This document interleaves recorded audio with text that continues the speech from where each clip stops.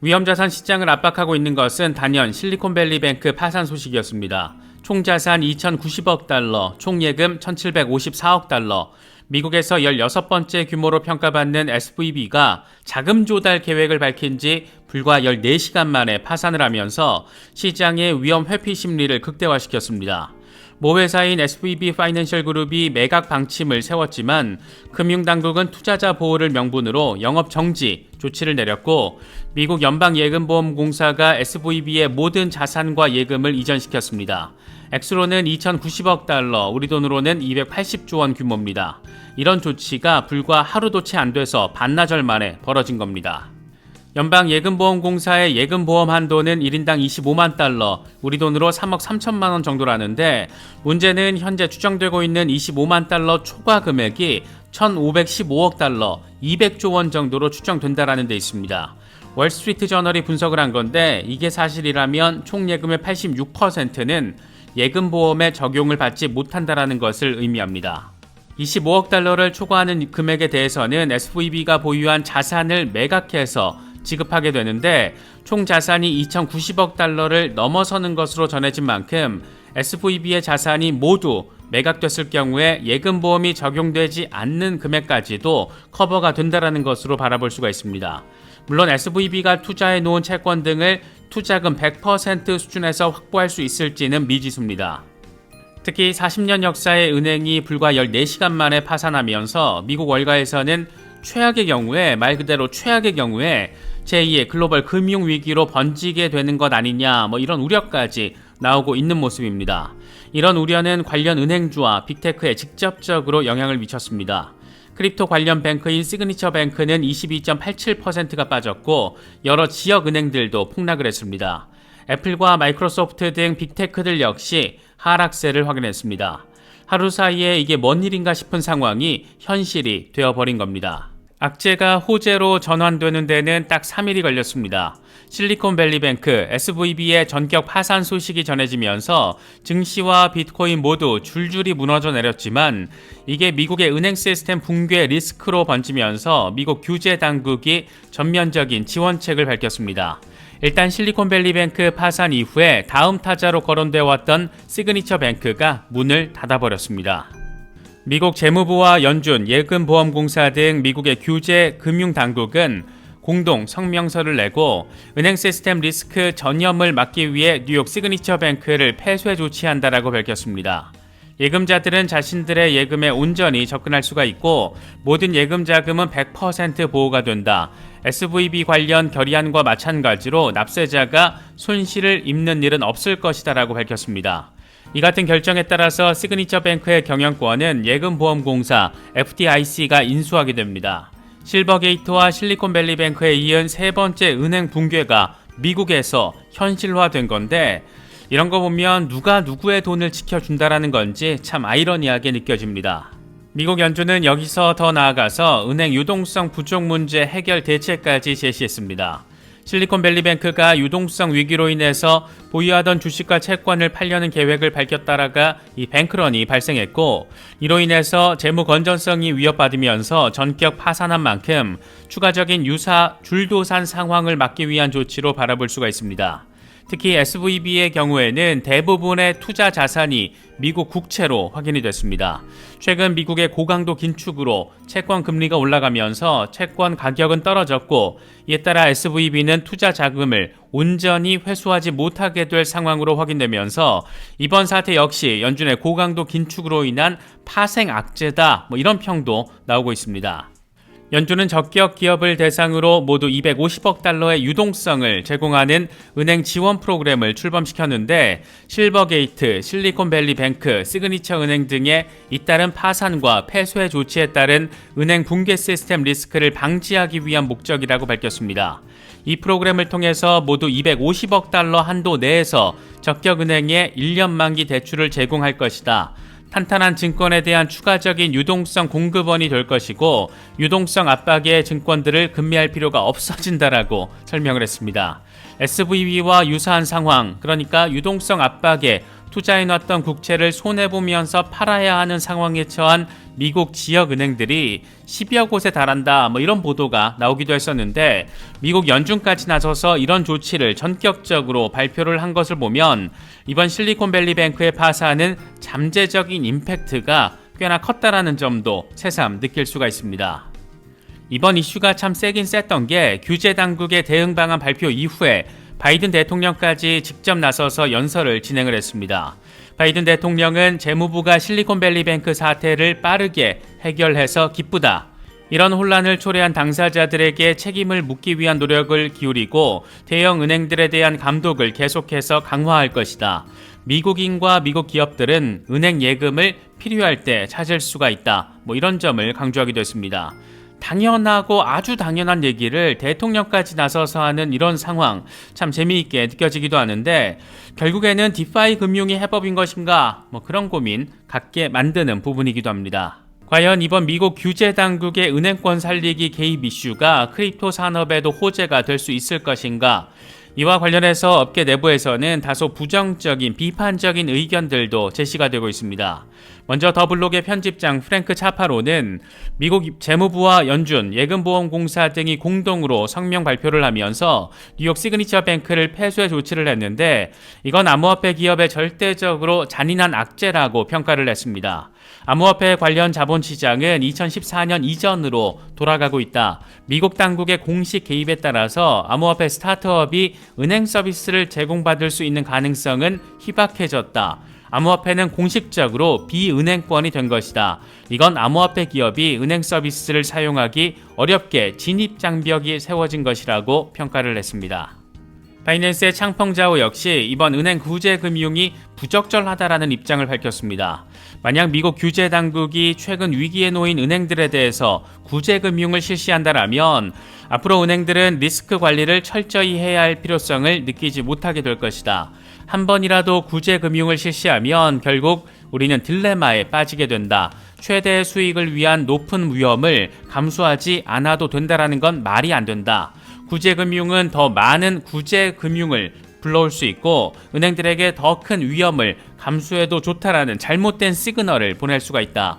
개인적인 의견이긴 하지만 은행이 아닌 예금자만 완벽히 보호하는 것이 더 바람직하지 않을까 생각한다. 이렇게 강조하기도 했습니다. 미국 정부가 직접 나서면서 급한 불은 꺼진 그런 모습이긴 하지만 잔불 정리가 어지럽게 이루어지고 있는 그런 상황이기도 합니다.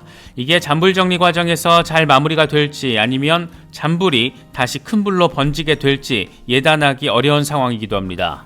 먼저 이번 SVB 파산 사태는 소송전으로 번지는 모습을 보이고 있습니다.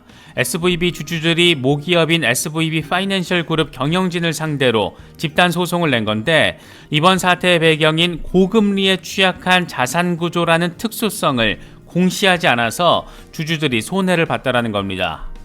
주주들의 주장은 이렇습니다. 이번 파산 사태가 미국은행 평균보다 현금성 자산은 적고 증권 투자 비중은 높은 SVB의 특수성으로 인한 것이다. 이에 따라서 2021년 1월 16일부터 2023년 3월 10일 사이에 있었던 SVB 투자자들의 손해를 배상해야 한다. 이렇게 주장을 했습니다. 이런 주장이 일리가 있는 것은 SVB는 다른 대형 은행들과 달리 스타트업에 집중된 은행이었고, 자산 구성 역시 금리에 취약한, 다시 말해서 금리가 올라가면 가격이 떨어지는 채권에 집중돼 있었던 상황이 즉각적으로 파산으로 이어졌기 때문입니다. 특히 예금자 보호가 되지 않는 예금 비중이 12% 수준이라는 점은 정말이지 충격적인 부분입니다. 여기에다 CEO는 사태 직전 미리 주식을 팔아서 수익화를 했고 파산 직전까지 성과급 잔치를 했다라고 하니까 이것들이 싹 다 미쳤구나, 이런 생각을 가져도 이상하지는 않아 보입니다. 미국의 16번째 규모의 은행이자 40년 전통을 가진 은행에서 어떻게 이런 한심한 상황들이 펼쳐질 수 있었던 것일까? 미국 정치권에서는 이게 또 정치 공방의 소재로 활용되고 있는 모습인데, 이와 관련해서 블룸버그는 트럼프 전 대통령 시절 이루어진 금융 규제 완화가 이번 사태의 배경이라고 진단을 했습니다. 당시 트럼프는 중소지방은행들을 대형은행들과 같은 방식으로 규제해서는 안 된다라고 강조하면서 금융 규제를 대폭 완화했습니다. 이렇다 보니 정치권에서는 미래 불안정성을 막기 위해서 의회를 중심으로 트럼프 시절에 시행된 규제 완화 정책을 뒤집어야 한다, 이런 주장이 나오고 있습니다. 심지어 바이든 대통령까지 직접 등판해서 이번 파산 사태가 다시 일어나지 않도록 금융 규제를 강화하겠다, 의회와 금융당국에 은행 관련 규제를 강화하도록 요청할 것이다, 이런 입장을 밝히기도 했습니다. 세상 뒷북 중에 이런 뒷북이 있나 싶기도 하는 그런 상황이 지금 세계 최강 경제 대국이라고 하는 미국에서 벌어지고 있는 일입니다. 일단 대통령까지 나서서 이렇게 난리를 치고 있으니까 연준부터 발빠르게 뭔가를 하려는 그런 액션을 취하고 있는 모습을 보이고 있습니다. 연준은 SVB에 대한 감독과 규제 문제와 관련해서 어디서부터 꼬였는지를 확인하는 내부 평가에 돌입한다라고 하는데, 연준 부의장이자 리플 이사회 멤버 출신 마이클 바가 이번 작업을 지휘하게 됩니다. 이와 관련해서 마이클 바는 규제 당국은 겸손함이 필요하다, 우리가 SVB를 어떻게 감독하고 규제했는지, 또 이번 경험에서 뭘 배워야 할지에 대해서 신중하고 철저하게 재검토할 필요가 있다, 이렇게 다소 신중 모드, 겸손 모드로 멘트를 날렸습니다. 자체 연준의 평가 결과는 5월 1일에 공개가 된다라고 합니다. 익명의 분석가 머스타시는 200일 이동평균에서 강력한 지지가 확인됐다라며 앞으로 몇 주 또는 몇 달 동안 상승세를 보일 거라고 전망을 했습니다. 200일 이동평균은 매우 중요하고 이 구간에서는 바이 더 딥의 좋은 기회를 잡을 수가 있다, 우리는 고통을 잘 견뎌내고 있다, 이렇게 긍정적인 부분에 방점을 찍었습니다. 또 다른 분석가 맥스의 경우에는 비트코인 3일 차트를 제시하면서 436일 동안 이어져온 상단 저항 라인에 대한 리테스트가 진행됐다라고 강조했습니다.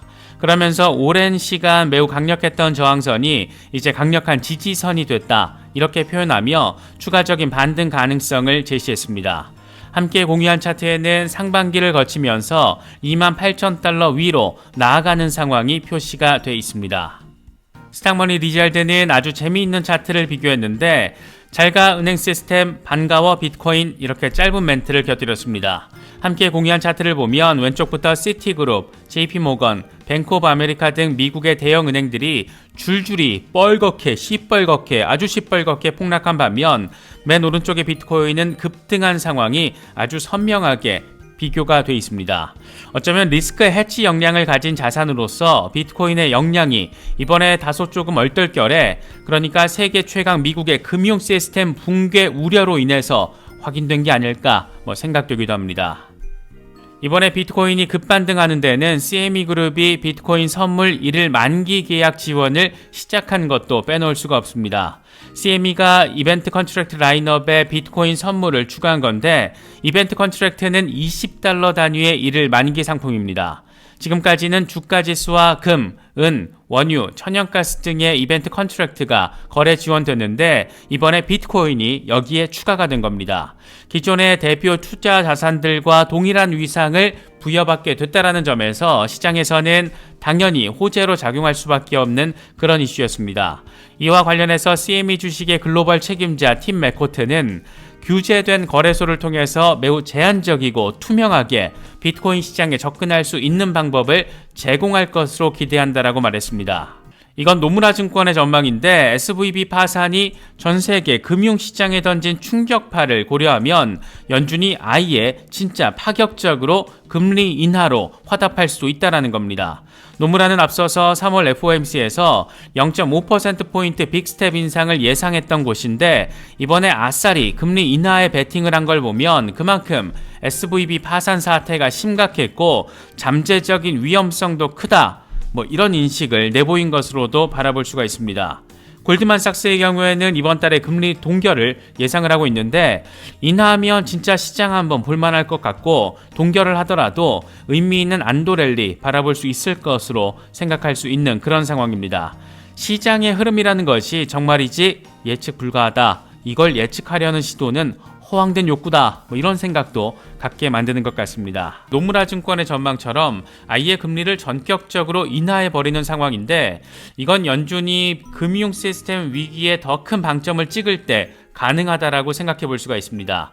사실 실질적인 실체는 미국 정부가 아니고서는 정확하게 알 수가 없기 때문에 우리 입장에서는 베이비 스텝 가능성이 가장 높고 동결 가능성도 존재하는데 여차하면 금리 인하라는 파격적인 조치가 일단 단행될 가능성이 전혀 없는 것은 아니다. 이 정도 시나리오를 상정해 놓고 대응을 하면 어떨까 개인적으로는 바라보고 있습니다. 참고로 노무라 증권의 경우에는 이번에 금리 인하 전망을 제시했지만 SVB 사태 이전에는 0.5%포인트 빅스텝 인상 전망을 제시했던 그런 곳입니다. SVB 사태 후 폭풍 여전히 현재 진행형입니다. 일단 연방정부 차원에서 SVB에 대한 조사에 들어갔는데 먼저 법무부는 SVB 경영진의 파산 전 지분 매각 논란을 살펴보고 있는 것으로 전해지고 있습니다. 그레그 베커 CEO는 2월 27일에 주식 12,451주에 대한 스톡 옵션을 행사한 뒤에 바로 곧장 매각을 해서 230만 달러, 우리 돈으로 30억 원 정도의 순이익을 챙긴 것으로 알려져 있습니다. 회사가 위험할 것이라는 것을 미리 알고서 주주들에게는 알리지 않고서 지들 배때기만 아주 강하게 배부르게 채운 것 아니냐, 이런 부분을 짚어보겠다라는 겁니다. SEC의 경우에도 칼을 빼들었는데 파산 전에 회사가 재무 위험이나 사업 불확실성을 정확하게 공개했는지가 조사의 핵심이라고 합니다. 이와 관련해서 정기적인 의무 공시 자료, 경영진의 발언 등이 조사 대상이 될 예정이라고 하는데 앞서 이미 SVB 주주들이 열이 받을 대로 받아서 회사가 재무 위험성을 사전에 공시하지 않았다라며 이미 집단 소송을 내버린 상태입니다. 과연 우리가 믿고 신뢰를 받는 금융기관으로서 은행이라는 존재가 진짜 제대로 된 실체가 있는 것인지, 정신머리가 제대로 박힌 곳인지, 규제라는 것이 제대로 돌아가고 있는 것인지 여러 가지 회의감을 느끼게 만드는 그런 이슈인 것 같습니다.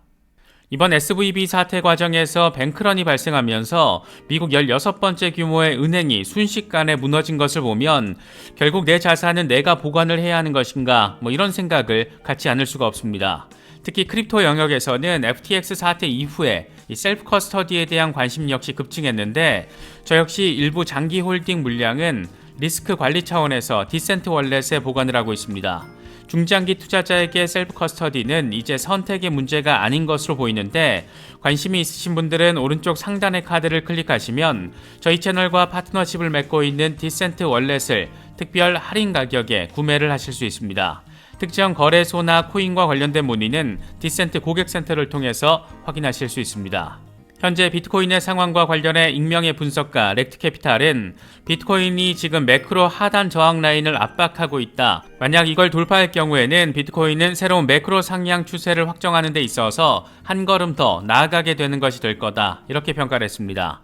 이게 지금 차트적으로 딱 24,800달러 부근인데 지금 딱 비트코인은 이 구간에 대한 지지 테스트를 진행하고 있습니다. 스탁머니 리잘드의 경우에는 비트코인 16시간 차트를 기준으로 강세 메가폰 패턴이 형성되고 있다라면서 상단 저항을 뚫을 경우에 3월 안에 3만 달러 돌파가 가능하다라는 점을 강조했습니다. 캡틴 파이빅의 경우에는 비트코인 일간 차트를 기준으로 비트코인이 25,000달러 중요 저항 라인을 돌파해낼 경우에 이건 비트코인의 강세 추세를 의미하고 몇 주 안에 40에서 50% 수준의 랠리를 벌일 수 있다는 걸 의미한다. 이렇게 설명을 하며 지금 구간에서의 저항 돌파가 어떤 의미인지를 강조했습니다. 이번 SVB 파산 사태로 인해서 촉발된 금융 시스템 위기 상황을 놓고 암호화폐 업계 내부에서는 비판의 목소리들이 터져나오고 있습니다. SVB 파산의 직격탄을 맞았던 서클, USDC 발행사 서클의 CEO 제레미 알레어는 미국 정부가 SVB 사태에 개입하지 않았을 경우에 우리는 자체적으로 기업 대차 대조표와 외부 자금 사용 등의 예방 조치를 취할 예정이었다. 다행히 물론 그럴 필요는 없어졌다. 하지만 우리는 SVB에는 분노하지 않는다. 문제의 주요 원인은 치솟는 금리에 있다. 이렇게 밝히면서 사실상 대놓고 연준의 고강도 긴축 정책을 비판했습니다. 연준의 금리 인상으로 SVB가 투자했던 채권 가격이 하락했기 때문에 재무 건전성 위기가 벌어졌고 이게 뱅크런을 촉발시키면서 파산에 이르게 한 거란 말을 지금 하고 있는 겁니다. 국내에서는 돈나무 언니로 알려진 캐시 우드의 경우에는 미국 규제 당국을 향해서 직격탄을 날렸는데 미국 은행 시스템이 지역 은행을 위협하는 뱅크런에 대응하면서 팔칵 뒤집혔지만 비트코인, 이더리움 등 크립토 네트워크는 한치의 흔들림도 없었다. 은행 시스템의 불안정성은 디파이 진입로인 스테이블 코인을 위협했다. 규제 당국은 중앙화된 단일 장애 지점 없는 탈중앙화, 투명, 감사 가능한 금융 플랫폼을 차단하는 대신 기존 은행 시스템에 존재하는 중앙화되고 불투명한 단일 장애 지점에 집중했어야 했다. 이렇게 비판을 했습니다. 간단히 정리하면 쓸데없이 디파이 시스템 귀찮게 하지 말고 은행 감시나 똑바로 해라. 이렇게 비판을 하고 있는 겁니다. 시장의 흐름과 방향성을 자극할 여러 데이터들 발표가 잇따라 예정돼 있는 만큼 데이터에 기반한 전략적인 대응 하실 수 있으면 좋겠습니다. 이번에 준비한 영상은 여기까지입니다. 시청해주셔서 감사합니다. 지금까지 크립토 노마디였습니다.